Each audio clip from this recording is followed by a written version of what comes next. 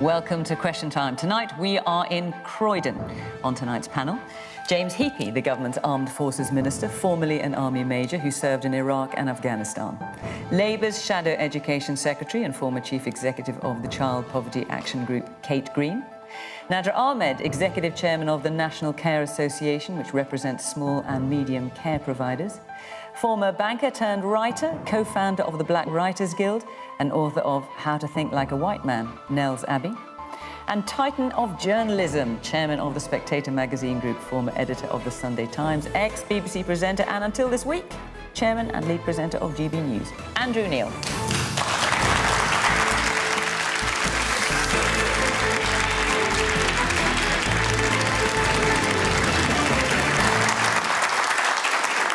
Welcome to my panel, and I have to say an even bigger welcome to our audience here in Croydon, because we are back on the road, and this is the first time we've had a live audience since the start of the pandemic, so it is wonderful to see you. And thank you, of course, to you at home for joining us.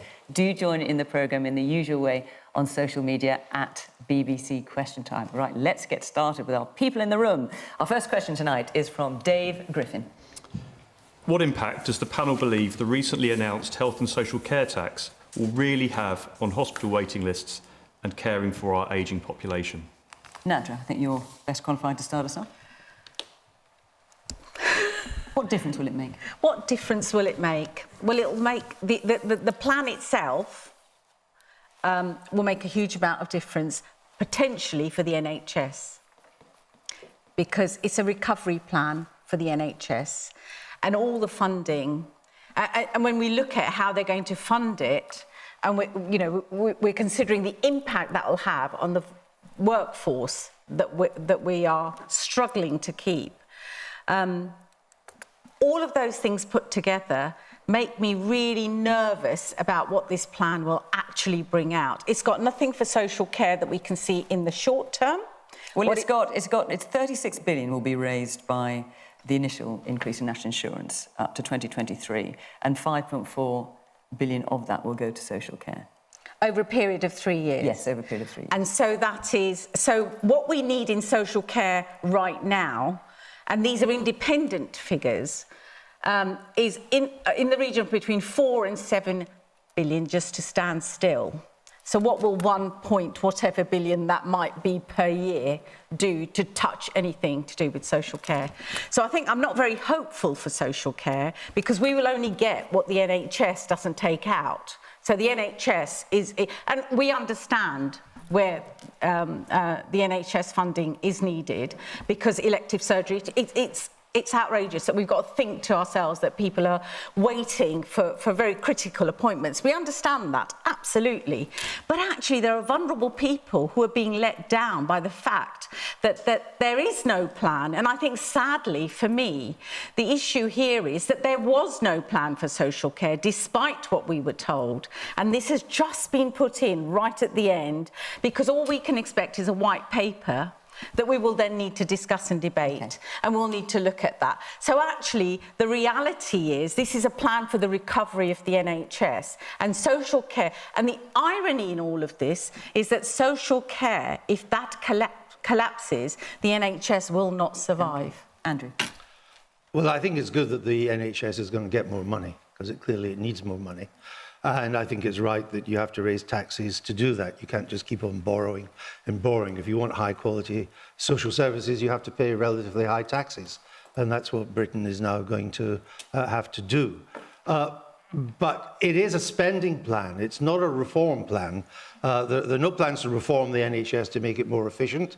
And an organisation the size of the NHS, 1.5 million people, can obviously always have room for efficiencies and spending the money better. That's not going to happen, though I do see we're going to hire a couple of hundred people at salaries of over £200,000 a year, so that's good for them, and they'll get a bit of that money.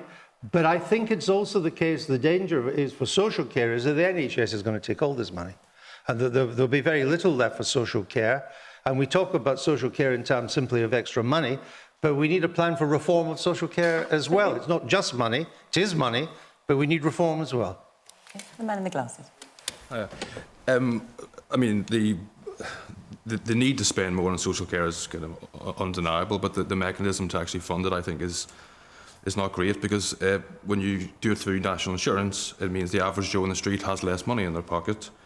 And because there's also employers' national insurance, that presumably would mean there's inflation, so you have less money, plus things cost more. So from my perspective, it just feels like the wrong way to fund it. And the man behind you then? I take the view that, okay, the government is putting money in, but where are the people who will make the difference? My view is that the government, if I may, I'll mention our Prime Minister, they are all trying to get away from a stuck situation. We are all in a stuck situation at the moment because of COVID. But instead of removing the stuck situation, Prime Minister is just changing the minister around, say we are putting money here and money there, but so much cut has been made there in the personnel that there are not enough people to do the work. I think that's the problem. And that's one of the things that Nadra is referring to, James. You can put money in, not enough money according to Nadra, but if you haven't got the people, it's not going to make much difference.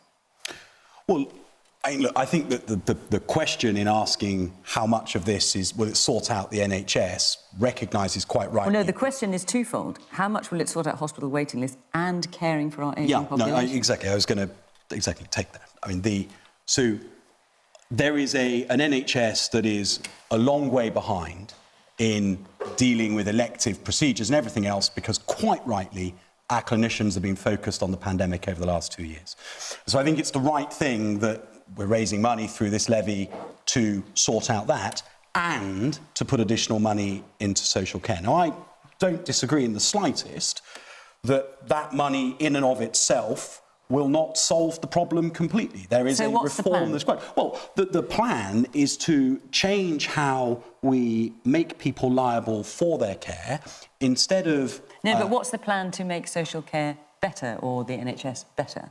Well, I think that clearly putting more money into social care will bring about an improvement. If I look at my own part of the world in Somerset, social care has been chronically underfunded for decades, with a population that is ageing and placing ever more demands on the social care system.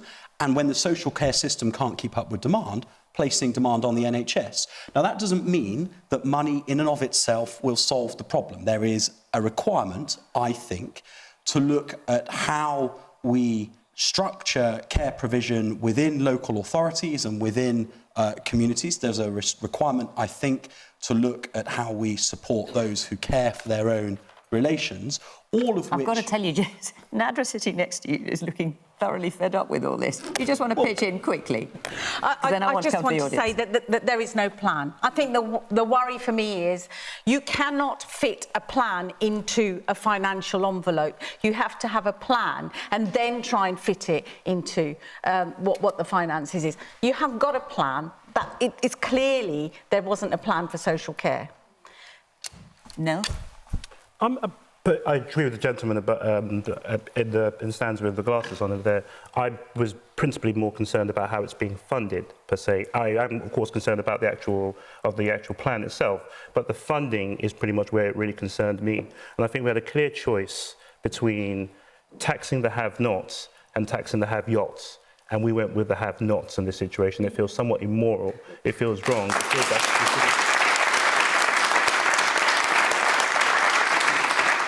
It feels like that was the time for a wealth tax to actually deal with both situations, far of improving and saving the NHS, and also to the social care too in our community. So it looks like the government's taken perhaps the weaker way out in terms of actually going after the person with the person less able to actually carry the weight than the people more able to do so, particularly given how much their wealth has grown during the last 18 months of COVID. Kate, I'll come to you in a minute with Labour's suggestions. The lady at the back then. Hello. I just want to reflect on what the gentleman in the middle said, really, about the NHS and also about reform and all the rest of it. We can't run the NHS on no people. As a community nurse myself in Croydon, we have had no problem at all, really, in terms of recruitment.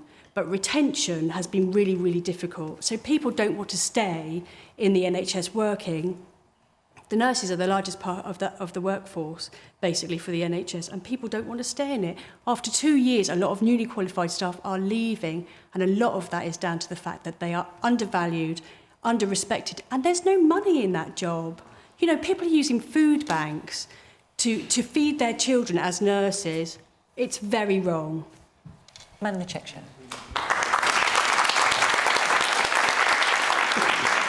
I completely agree with that. We're trucking money at nobody. There's nobody in the NHS anymore to help us out because they're already running around doing 4 jobs already. Yeah. You've got no one in social care because they're all leaving because either they're underpaid or they're being pressurised to do X, Y and Z more than they're supposed to be. I've got one of my people I know, they work from 7 in the morning till 9:30 at night. They didn't have a lunch break. The house or the place they worked at, they got rid of the catering staff and got them cooking the food for the patient as well. So they're running around for 12, 13 hours a day for £7 to £8 an hour, looking after these people, fantastic, doing a great job, and they're all very, very committed, but there's none of them left anymore. So coming up with more money and throwing more money at it, it doesn't do anything. Yeah, you might as well throw it at the wall. It's not going to go anywhere. Okay, so Kate, the Labour has been very critical of the government's proposals. What's your idea? Yeah, so what would you do? As we're hearing all around the room and around the panel, it's not a plan, it won't work, and the way that we're going to pay for it isn't fair.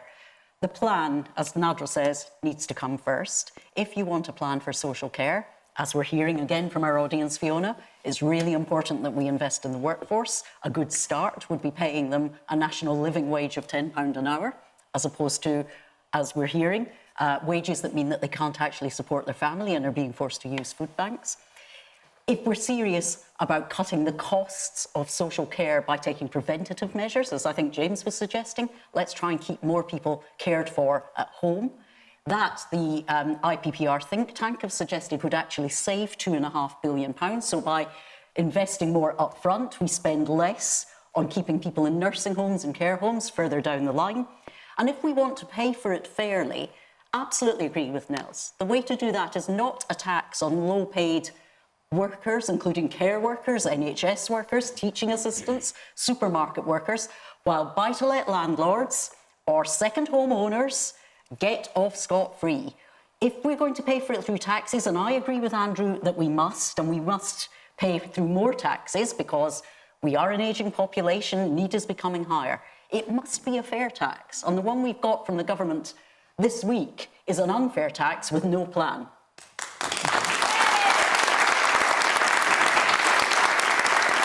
The glasses, yes. In principle, I agree with raising money for social care and NHS.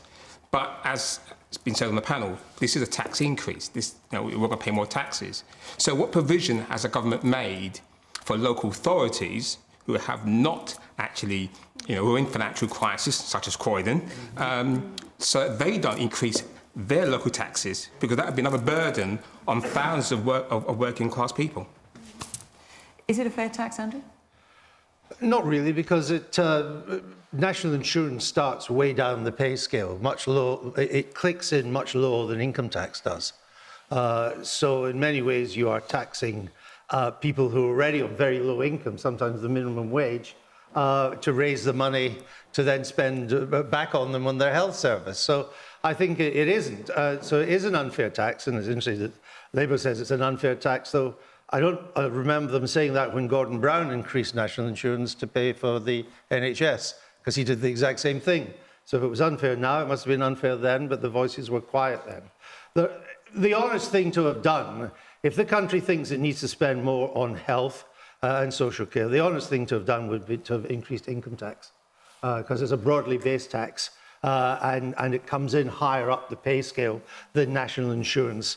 I think it's Shangri-La land to think that a wealth tax could raise the kind of money that is being done. You could get a wealth tax, and you could get a fair amount the first year. I promise you by the second year, half of that will have gone, and you won't get it because your tax base will have left the country. We're looking at raising at the moment, from the government's increase in corporation tax, which is a tax on company profits, it's actually increasing income tax. It just has never told you. because it's frozen all the thresholds of when you start paying tax and when you move to the higher bands. So over 1 million more people will be brought into income tax that weren't, and almost 1 million will end up in the higher bands of 40%, even though they don't earn very much. And then, of course, we've got the NIC. You all add all that together, and it's £36 billion a year by 2024. It's a lot of tax.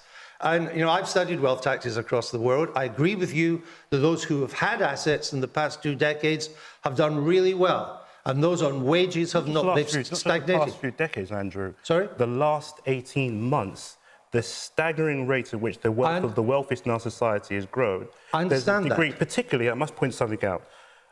During this period, of the period that we called lockdowns or so, where we're all locked down, we're all shut down, the supermarket workers were superheroes. The carers were superheroes. But the thing that I saw that was so fascinating, when I worked in my previous life as a banker, if I told you the type of bonuses I got or so, I did fairly well for myself. I wasn't Rishi Sunak or anybody else like that, but I did okay for myself. But the key thing that was very, very interesting is that I found that some employers at supermarkets were describing the £200 bonus that they gave to their supermarket workers as something that they should be happy about. And I just felt to myself that if people really understood the nature of economic injustice within our system and how deep it goes, and how, I'm sure we'll talk about this a lot more this evening too, how deep and how far it actually goes within our system or so, there would be a lot more robust pushback in our society. And I think that this pushback, to a certain degree, might have to starting around now. Because it can't be placed upon the shoulders of the poorest and weakest in our society. None of us are weak, but the people, the most economically disadvantaged and challenged in our society, to pay, essentially, for what's actually going to benefit some of the wealthiest people in our society too, as well as themselves too. So I think something has to give sooner or later. I see what Andrew and Miriam's about wealth taxes and everything else, so to a certain degree, but there has to be different ways we can come up with this without burdening the poor. I understand that. Hang on, let me let James, Andrew, let me let James come back in on that. Well, I just want to... Andrew is right that this assumption that a mythical wealth tax can solve all of this is exactly right. And Labour, I think, are peddling a myth there. This has to be raised from one of the most broad-based taxes. That's VAT, that's income tax, or it's national insurance. Now, we can have a debate over which of those is the right one to use. Well, that's exactly what he is having a debate exactly, about. and I'm going to say that I actually think that the national insurance is probably the right one to use. It's been used before. Not definitely. And crucially, Fiona, the top 14% of contributors will generate 50% of the funds raised. So it's not this idea that somehow this is reinforcing inequality, quite the reverse. Those with the broadest shoulders will pay the majority of what's paid. But one final point, if I may, I need to move on to another because question. This also brings with it an increase from £23,350 to £100,000 in terms of when you start to pay for your care.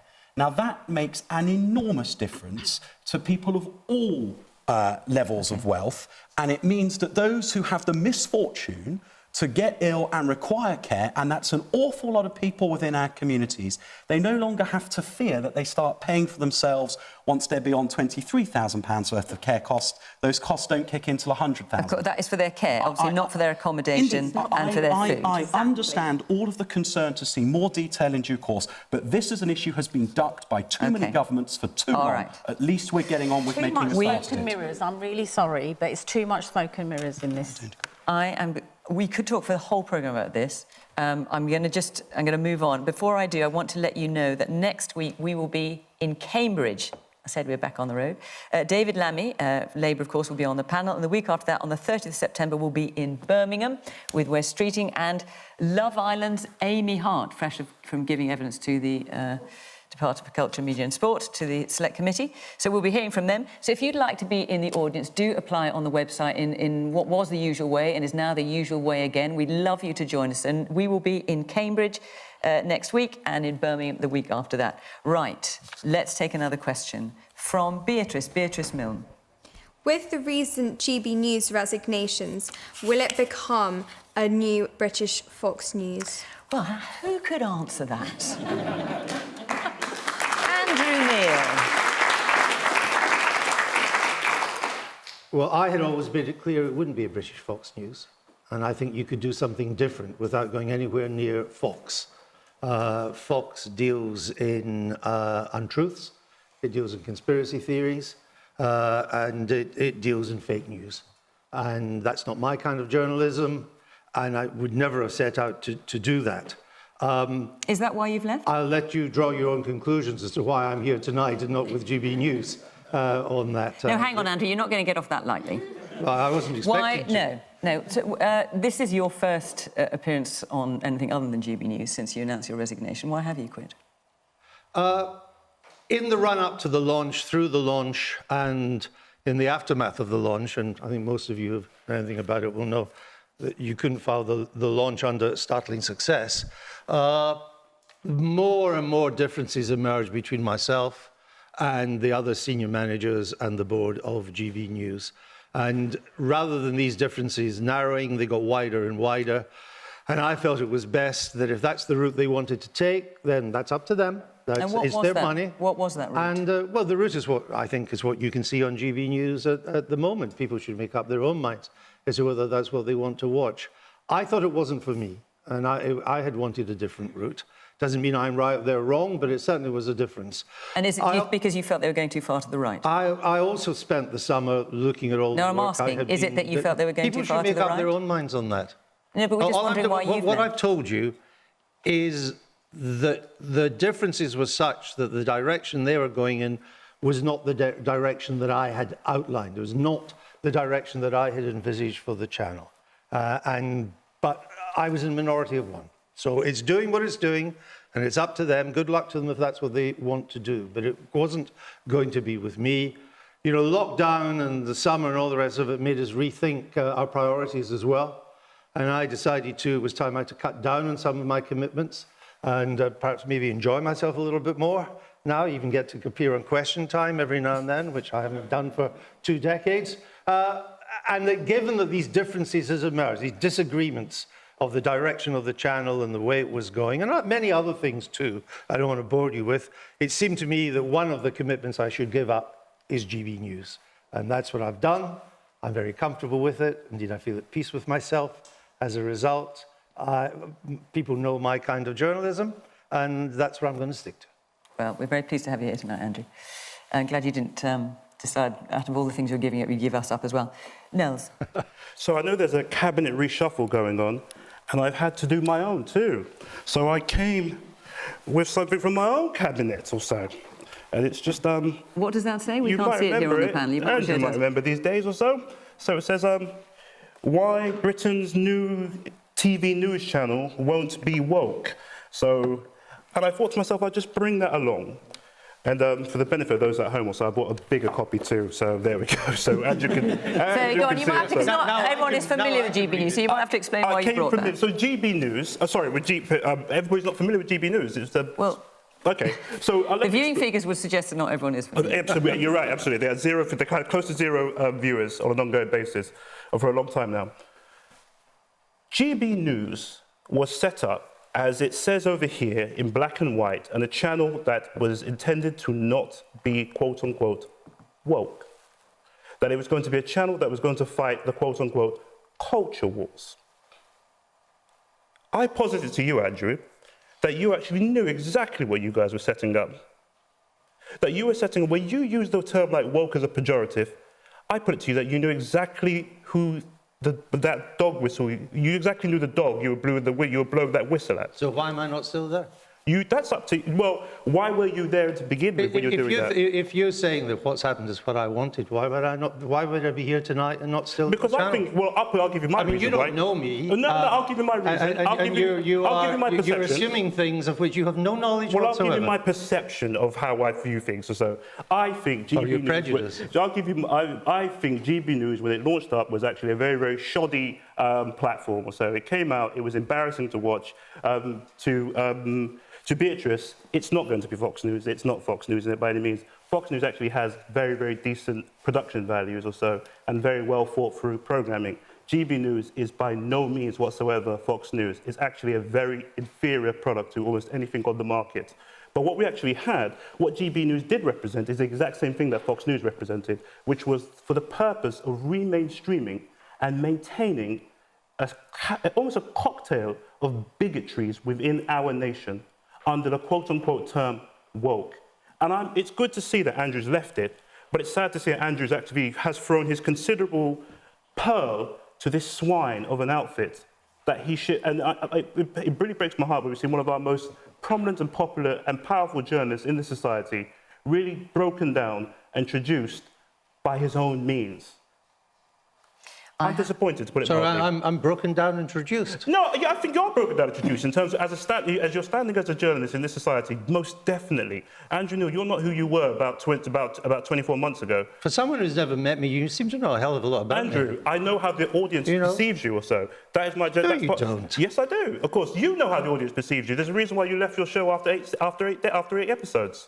I left for the reasons I've given. Yeah, and the reasons you've given I don't regret it at all. And, you know, being abused by you is a privilege in its own way. And when you do your homework, maybe you'll come back and apologise and we can have a sensible conversation. OK, I'm just going to stop you there for a minute, A, because I have to get other people in the panel. Also, it may be that there will be people in GB News who might object to how it's being described. They're not here to speak for themselves, so I'll just say that.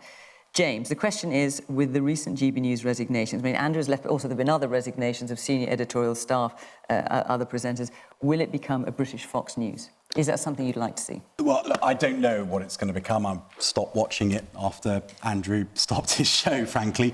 And I thought there was real promise. Not one minister in Whitehall, nor I suspect any shadow minister, would have wanted to have swapped places with Rishi on the extended interview you did with him. But there was something about that where it was I don't know, it was a half an hour, 45 minutes or an hour, but, you know, there were very, very, very challenging, exacting questions, long answers given that were with detail, and I thought that there's a market for that. A lot of us increasingly get our news from algorithmically reinforced echo chambers on social media. I wouldn't advise anybody to watch one news channel, but I think that there was a market for a channel that was going to take a different editorial line so that by switching between channels, you could break out of that algorithmically reinforced echo chamber and hear some different opinions. James, I don't know where GB News goes. I'm not sure I massively care, but I think that what the problem is that in the absence of it succeeding in its mission, as Andrew stated when he launched it, there remains a market for somebody to speak about those issues in a way that is a bit less metropolitan. And I don't like the idea that it's woke or not woke. I just think there needs to be a plurality of opinion because I think that brings with it a greater tolerance and understanding. I think that's a good thing. You certainly get... Hang on, Nels, I'm just going to get around the panel. You certainly get plurality of opinion on Question Time, not only from the audience, but also from our panel. So, Kate, what's your view? I don't know if it's even going to survive. If it does, I don't know in what form it will survive and what sort of editorial line we might be seeing it taking in 6 or 12 or 18 months' time. What I do know is that, in my view, we don't need a channel that spreads dissent and hatred, that creates division within our communities. We don't need a channel that insults and ridicules. And we do need a channel that is accurate, truthful, and broadcasts the facts. If GB News can get round those hurdles, then I hope it survives, because I too like to hear a plurality of voices and broadcasters in our media. But too often we seem to defend hatred, abuse and division in the name of, and again it's a trite cliche that's used too lazily, we call it free speech. Well, I say, what about good manners? What about kindness and courtesy to one another? And a channel that doesn't offer that, I don't know. I didn't watch it enough, and I was interviewed it on a couple of times, and there were so many hiccups in the way that it started that it kind of wasn't... I don't think it fulfilled its potential to start with, and I think those were the challenges. Whether it would be another Fox News, I don't know. I doubt it, but... You know, these are things that are evolving. But in order for it to be a credible channel, it needs to have the voices, different voices to the ones we normally have. And if they can sort that out, then actually it might go on to survive, but the way that it is, and the one interview I saw on it with about social care was absolutely dreadful because, you know, the way it was presented was terrible. So I think it's got a long way to grow. And if it's going to survive, let's hope it survives with a slightly different methodology used to bring back good news and not cause divisions, as you've said, because I think division isn't something we need in this world that we're living in now. OK, let's take another question from Fiaz Khan. Can Islamic State-groomed child brides ever be accepted back to the UK? So you're referring to Shamima Begum. Correct. Who obviously left the UK when she was 15. She came from Bethnal Green in London and went to join Islamic State in Syria and is now very keen to come back to the UK, but she has been stripped of her citizenship. So she's in a kind of limbo in a refugee camp at the moment.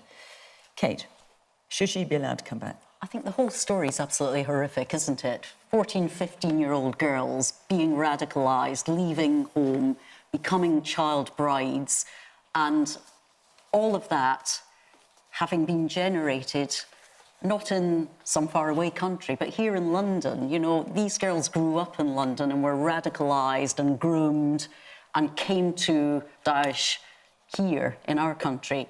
And I think we've got to ask ourselves some very hard questions as a country about how that happened, what it is that we as a country need to learn from that. Of course, now, Fiona, we've got the judgment of the Supreme Court, and we have to respect the rule of law. It's said that the government is right that to remove her British citizenship, not to allow her to return to the country. And do you support the removal of her citizenship so that she cannot return? I think it's absolutely right that we follow the rule of law. We've got a court decision. It's been really clear. But I think that for us as a country, we don't want to see this happening to more young girls, to more young people. And we've got to learn the lessons of what went wrong and understand what it is that we need to do differently so that there's no spurious attractiveness to young people of getting involved in extremism in the horrifying way that those young girls did. Nels? Shamima Begum was born here, she was raised here, she was groomed here, she was radicalised here. She belongs here, and she belongs in the justice system, where she should be answering for what she's been accused of. The notion that is what has happened here, in my view, even with the Supreme Court judgment, so, which I do not agree with and I do not respect, for I believe it actually creates a multi-tier system of citizenship within this country and places black and brown people in particular at significant risk of vulnerability of their citizenship being stripped. Actually, Nels, I just want to point out that there is a white British person who's had their citizenship taken away from this. Jihadi, he's known as Jihadi Jack. His name is Jack Letts. That's right. And he joined Islamic State. So he's, just for your information, he's a white man who's had his citizenship. Fair enough. I stand corrected, but I stand by my principle. If these are, there is no level test of how serious your crime is as to whether or not you face due process in this society. That's not how we do things in this country. In this country, if you break the law, you commit a crime or you're accused of so, you face the court system and you're either found guilty or you're not found guilty. And if you are found guilty, you go to prison, and then you go through some degree of rehabilitation system. That's what should be happening to Shamima Begum right now. I don't think this whole notion in which we strip her of her citizenship and then we come up with some sort of notion as if she's Bangladesh's problem or so, as if Bangladesh is somewhere, to use Fidel Castro-style language, is some sort of place where Britain can flush its undesirables onto, is the direction of travel we should be going into. She's one of us, she belongs here, and she belongs in the criminal justice system. Fiaz, you asked this question. What's your view? I'd say very, very disappointed by the response from Labour. I mean, you are allowed to oppose the government. So the Supreme Court, I accept the Supreme Court's decision. They're just saying that what the government did, they were allowed to do. But that doesn't mean you can't oppose what the government did. I find it quite astonishing. I think it's a difficult balance, isn't it? Because we must, as a country, defend the rule of law. The Supreme Court is the supreme decision-making tribunal that we have, and it's made a decision. And I think the decision was made by the government. To undermine and to question our own justice processes and the decisions they make comes with its own dangers. And I think that's an important thing. Obviously, it only went to the Supreme Court because the government took that decision. If they hadn't taken that decision, it wouldn't have got to the Supreme Court. So putting that to one side, would Labour's, I think Fiaz's point is, in the first place, would you have stripped her of the citizenship? Well, I'm not going to speculate on a case that was not brought before us, but what I would say is that it is as important to defend the decisions of our courts, and we've seen what happens when governments start to try to question the ability of courts to make decisions, as it is to make sure that we run a justice system that is fair and gives everyone the opportunity to be treated this is nonsense. Appropriately. It was a government decision to strip her of her citizenship. All the Supreme Court did was to rule that that was legal. That was what it was, but it was government policy. And as an opposition spokesman, you are allowed to have a view on whether... I am a spokeswoman, Andrew, actually. Whatever. Well, maybe you should do a bit of it then. You are allowed... allowed to criticise government policy. And I think it was, in retrospect, probably a mistake to take her citizenship away, because it does complicate things enormously now about bringing her back. And there is a case for bringing her back, and not just taking her back. And there's a case for bringing her back, and that she is arrested and charged for material support to a terrorist organisation, because that's what she gave. And she should go through the justice system and face the consequences of that. And let's see how it lies. Because she is a British citizen, and it was government policy to take that away. Don't know what Labour's policy is on it, but it was certainly government policy. And I just think people should... The reason we have the rule of law is that it applies to everybody equally. And therefore we should... I know it was sticking many people's throats to do this, and some of what she did was really quite appalling. But that's why we have a court system and a justice system. She did go and live and work with one of the most evil terrorist organisations in the world. She knew what had happened to the women, the ethnic minorities in the area that ISIS controlled. She knew all that, but she still went. She supported the Manchester bombing as well. Well, that's why we have a justice system, to bring people to account. I mean, she now says, for what it's worth, she now says that she doesn't support it, but she did originally describe it as a two-way thing, a kind of retaliation. Yes. I agree with everything that you said. Shamima, being a British citizen, she was radicalised in this country, and I feel that the support systems that were around her failed. Yeah. And she needs us right now, and she does need to come back and stand trial. But being in the education myself, in the education system, I would hate to think that we would educate our children about radicalisation and do our best, but the moment they step out of the country, that's it, we're going to wipe our hands. To me, that's not the right thing to do. She definitely does need to come back, and we need to do right by her. OK. Yes, lady here in the white dress. I understand that maybe it's the UK's responsibility, but also her coming back does pose much more of a threat to UK citizens, because there's such a risk that she will continue with radicalisation in prison. And so I do think that that really does need to be very carefully considered. There was a prison cell for David Copeland, who was the nail bomber, and there's a prison cell. We still got enough prison cells for Shamima Begum and anybody else who wants to go down that line of court, that course of action. This is about the rule of law in our country. It's not up to politicians or the government of the day to dictate who is British or who is not British based upon they've committed some crime or not crime. All right, Nels, I'm sorry, I need to hear from the audience as well. Forgive me for interrupting. Yes, in the red chair. Yes, I think she should be brought back to face trial. She's willing to do that. So I think Sajid Javid told us that if we knew what he knew, we wouldn't want her back. But of course, we don't know what he knows, or if he really does know it at all. So I think she should come back here as a citizen and go on trial. And do you have any element of sympathy for the fact that, you know, she was 15 when she left? That perhaps, I mean, she says, you know, she didn't know what she was doing. I think yes, because that's why I think she should come back here and be dealt with, rather than rejected and conveniently and not be able to say her piece. OK, Nadra. Yeah, I think she was a child. She was radicalised in this country. She's born and bred in this country, and I think there is a responsibility towards our citizens. I feel quite strongly in many ways that she's almost being held up as being an example of, you know, this is what would happen if she carried out terrorist acts. And I think that the statement you made about Sajid Javid saying, if you knew what I knew... I mean, she has denied that. And she's denied it. And I think that's the bit that we don't know. And it's really hard for us to kind of get to the bottom of this, because you've got somebody who made that decision saying, what I saw, if you saw what I saw. And then you've got what I think is a child radicalised who's made an enormous mistake and actually probably gone with the flow of that, should she be brought back? I think to face justice, and I think we have a responsibility to make sure that she doesn't radicalise other people if she's brought back.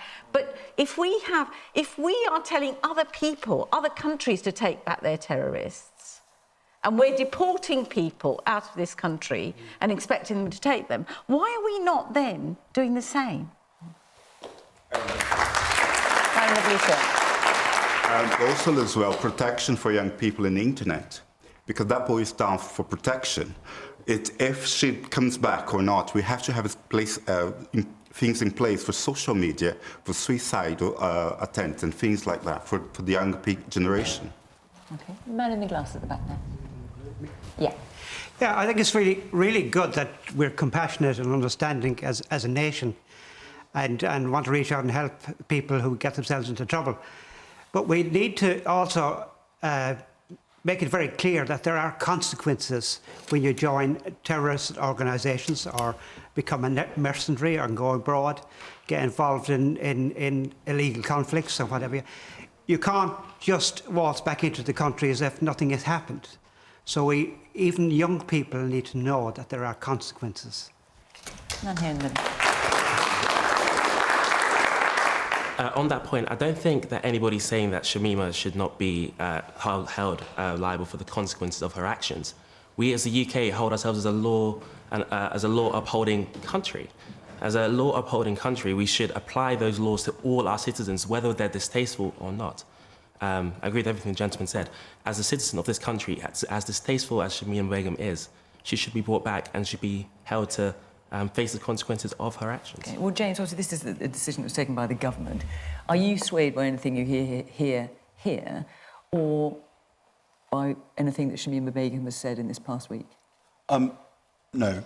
I think that there's a point that's come out that I think we would all agree on, which is that the counter-radicalisation efforts to stop people finding themselves in that situation in the first place is the most important part of this equation altogether. But if you indulge, just compare for a second.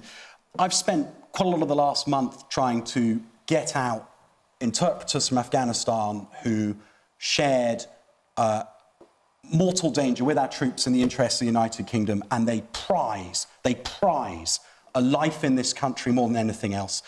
We haven't got them all out. We're still working on it. It breaks my heart that we didn't get them all out. But just compare that willingness to stand up for the UK's interests, even though you weren't a UK citizen, and the value that you attach to being able to come here now and have a life here, compared to somebody who chose to leave this country, to renounce her citizenship in the name of the caliphate, and now that it's all gone wrong, wants to come back. When she was a child, of course, that's the thing that the government made the right decision in renouncing her citizenship. It is hard in situations like this because, like Sajid when he was the Home Secretary, I am also on the daily readership of our highest level of intelligence, and you do see things that make your skin crawl, and you do see things that make you realise how fortunate we are every day that our security services are as good at what they do as they are.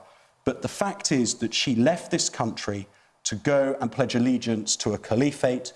She was involved in some of the most barbarous activities that you can imagine. And so, sir, you asked a straightforward question, and the straight answer is no. OK. I'm going to take another question from Gerard Cowie. Why is the government determined to use COVID as the excuse for their shortcomings and deny that Brexit has any involvement? The HGV driver shortage and unavailability of EU-based crop pickers springs to mind. Right. James, we just heard from you, but I think you better take this one first. Well, I think the fact that there are HGV driver shortages in Germany and in the United States is a pretty good indicator that it's probably not caused by Brexit. Do you think Brexit has anything to do with it? Well, I think that Brexit has caused flux in our workforce, but nothing like the consequence of 18 months of pandemic and all of the disruption that that's brought. So it's nothing to do with Brexit at all. Well, we get told often in politics that we go on for too long and don't answer the questions. Well, OK, no, listen, you know. James, you have delighted us long enough. Kate? I agree with James that we talk too much and we should say less, but... this is an absolute first in the 2 years, whatever I've been doing. I'm told all the time by my own staff. Brexit is a factor in the HGV driver shortage we're seeing now. COVID has exacerbated the shortage because, of course, there have been delays in licensing drivers and, of course, drivers have been sick. It's also the case that we were facing a long-term structural problem in that sector because of an ageing workforce. Pay and conditions particularly are very, very harsh. And there was no strategy, and we could see this coming at us a long, long time ago. Let's not look backwards, though. Let's look at how we need to solve the problem now. Otherwise, we're not going to have anything on the shelves this Christmas, and I don't think any of us wants to end up there. We need urgently for the government to appoint a minister to get a grip of this supply chain problem, to bring together a task force of employers, hauliers, drivers, trade union representatives, and sort this out.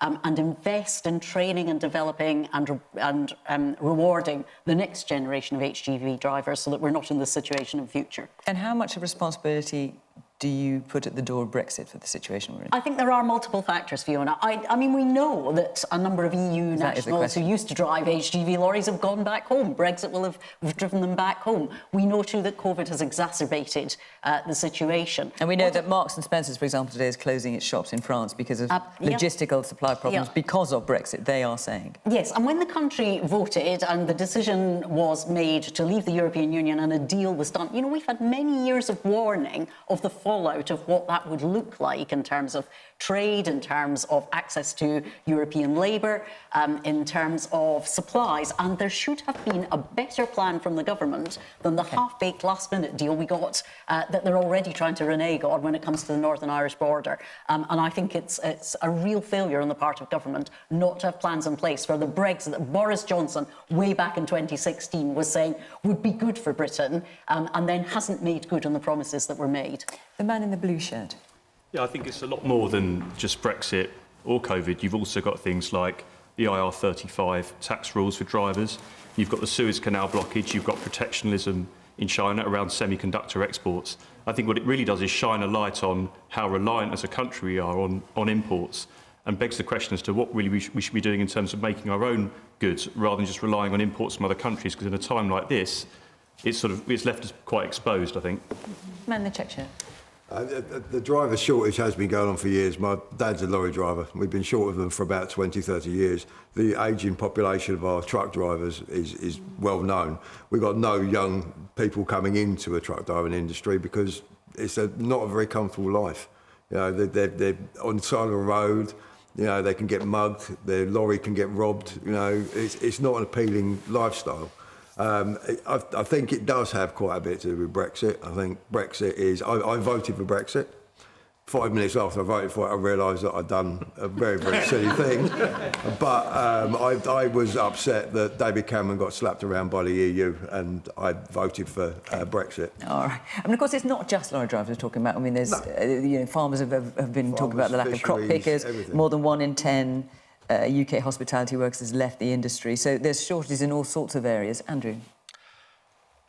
Brexit, I think, has caused problems in Britain, and this because over 1 million EU citizens left with COVID, and it's tougher for them now to get back in. But even without Brexit, we'd have major problems. If you think it is a problem, I don't. There is a global labour shortage developing now. It's for demographic reasons. It's for changes in population, changes in work patterns, and so on. In Florida, in America, McDonald's will give you $50 just to turn up for an interview. That's how desperate they are. Germany today said it needed immediately 400,000 new workers. Last time I looked, they're still in the EU. China, the labour force is declining. China, population of 1.34 billion, and the labour force fell by 3 million last year. There's a global labour shortage everywhere, and here is the good news. I think it's great, because with shortage and scarcity, wages are starting to rise again. And for the first 2 decades of this century, they've been a terrible time if you had to live just on a wage. Wages stagnated. In real terms, they fell. If you had assets, the assets soared. If you own property, if you own shares, you own bonds, and so on, the price of those rose and rose and rose and rose. But if you simply depended on a wage, it was hard to keep pace in real terms with price rises in the shops. That is all changing now. One of the reasons why there's a shortage of truck drivers is that the average wage for a truck driver is only £28,000 a year. That's just about the average in earnings at the moment. That's not a lot of money for the kind of job it is. Long hours, takes you away from home, you don't see your family and so on. We need to start paying people better, bigger wages. Nadra, how do you have something to say on that? Well, Brexit, as you're talking, I was thinking to myself, the labour shortage in the social care sector is 120,000 right now. We don't have enough staff. We had the European workers. It really supported us. Once they've gone back, the labour shortage has really hit. As soon as Brexit was voted on, we saw an exodus of staff. It happened almost straight away in our sector. And then we were considered a special case. And I think the problem we have is we talk about a shortage of a workforce. And I think it's important to understand why that might be. Is it because, as we voted for Brexit, people just didn't feel welcome in this country anymore? They wanted to go back, and then COVID hit. I don't know. Was that one of the reasons that we lost all those people? But the reality is Brexit has had an impact. We cannot go to Europe to get any staff now, because it's certainly in the social care sector where we could go. We're not a case that's seen as we can't pay the wages that the Home Office has set. We have to go out and get the licenses, which cost a fortune. So before anybody says to me, train your domestic staff, which is what I hear from the Home Secretary all the time, I don't know what she thinks we do, because to be absolutely honest, the first thing you do when you have a vacancy is you go local. Yeah. You don't immediately go abroad. The domestic workforce doesn't want to work in our sector. So it's the same being applied to the lorry drivers. I see that there are all sorts of things happening now where local people are going and taking on roles. But we don't get that in the social care sector. So why does the Home Secretary think that we don't do the same? We don't look at the domestic workforce. It's only when we're desperate do we go outside of England to look for the workforce. Do you think through a combination of pay and professionalisation through sort of offering career development and qualifications, can you raise the esteem of caring? Absolutely, as long as we can get the right funding to be able to do that. So you can't expect us to be paying our staff, which we would love to, the £10 an hour, when the actual local authority funding is less than £4 an hour. So strange doing this for a plastic screen. Okay. Well, we know what the government's committing to funding, because you've already committed to it, and Nadra doesn't think it's enough. Nels? No. Economic growth is a price worth paying for less immigrants. Those were the words of the man who came up with the idea of Brexit to begin with, Nigel Farage, and he said them in 2014. I'm going to be entirely honest with you. I don't think it's just Brexit that's actually causing many of the issues that we actually have. The gentleman in blue over there actually mentioned, I ordered a car in March or so, and I might not receive it until 2023 because there's a backlog in the auto chip, in the microchips in the automobile market, which has pushed up the price of used cars and ULEZ and everything else. I don't get too much into that. But what we have over here is that, we've got a range of different issues that have come together and are working against us. There is the demographic shift, of course. As far as the other gentleman, the checkered shirt over there, actually pointed out too, that being a trucker or so is actually a harsh, hard life. But then, again, too, with the flip side of things too, Brexit did actually lead to an exodus of EU migrants. The person who I bought my house from was a Polish gentleman builder and his lovely wife, and they immediately got out. So they immediately put their house on the market. My builder, he did the same thing. So what we're consistently seeing right now is a shortage of actual skills of people who can actually do jobs for us, or for us as a society also, and it is going to push up wages, which is a good thing. But wages also pushes up inflation too at the same time. So there's a balance out there somewhere. We'll all pay for it somewhere in the end. So I'm pro higher wages, no doubt whatsoever. Okay. But at the same time too, I do recognise it's going to have an inflation impact. At the same time, whilst interest rates are entirely irrelevant almost to the market as it stands right now. So I'll leave it there. Now look, we've just got time. We've only got a few minutes left for a question, just to kind of lighten the mood a little bit. And we've all celebrated this young woman and her achievements. You know who I'm talking about. So let's have this question from Philip Stone. In honour of Emma Raducanu's breathtaking performance at the US Open, when was the last time every member of the panel surpassed expectations? Come on, let's hear it. Right, who wants to kick us off? Kate, come on, you're next to me. When did you last surpass expectations? I don't know if I ever have. I certainly don't surpass my own. Andrew? Well, I certainly didn't surpass expectations this year, that's for sure. Come on, everyone's being so modest. Come on, Nels, when did you last surpass expectations? Andrew about 45 minutes ago. Yeah. OK, I'm not sure Andrew will agree with that. We'll see what the viewers make of it. Nadra? Pass. Oh, guys, come on. What about in the audience? I'm not sure when I surpassed. Being on Question Time, perhaps, I've surpassed my expectations. Well, listen, I surpassed expectations when I produced a decent meal for my family last week, because I'm such a terrible cook. And every time I do manage to produce something half decent, everyone is very surprised in my household. So there we are. James, what about you? No, I'm going to be a bit more positive as well. I had the wonderful experience of having my kids at the weekend and having sort of over the last month or so, frankly, they have to watch me on my laptop working.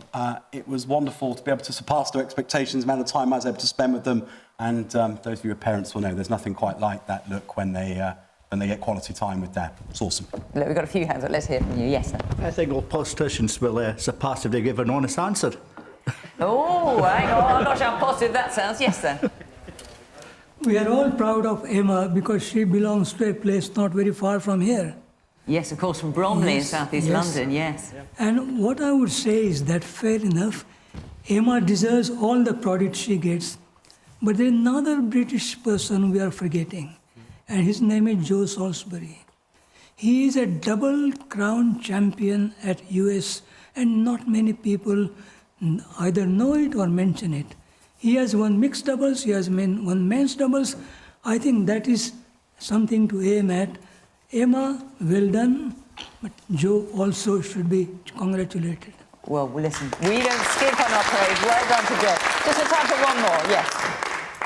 I think she's a great role model for young people and to interest people in tennis. I'm hopeless at sports. And I hope that she gets good management, she's carefully handled so she doesn't go off the rails and have a difficult life, because she's got a lot to look forward to. She has, and we so enjoyed watching. Well, certainly I did anyway. I thought she was absolutely tremendous. Well, our hour is up for our first Question Time back with a real audience here in the studio. It's been so great to have you here. I honestly, I'm just delighted that you've all come tonight. Thank you to the panel. Thank you for coming along. And we've had you all here as well, and not remotely. Thank you, of course, to the audience here in Croydon. Thank you to you at home for watching. From Question Time, from Croydon. Bye-bye.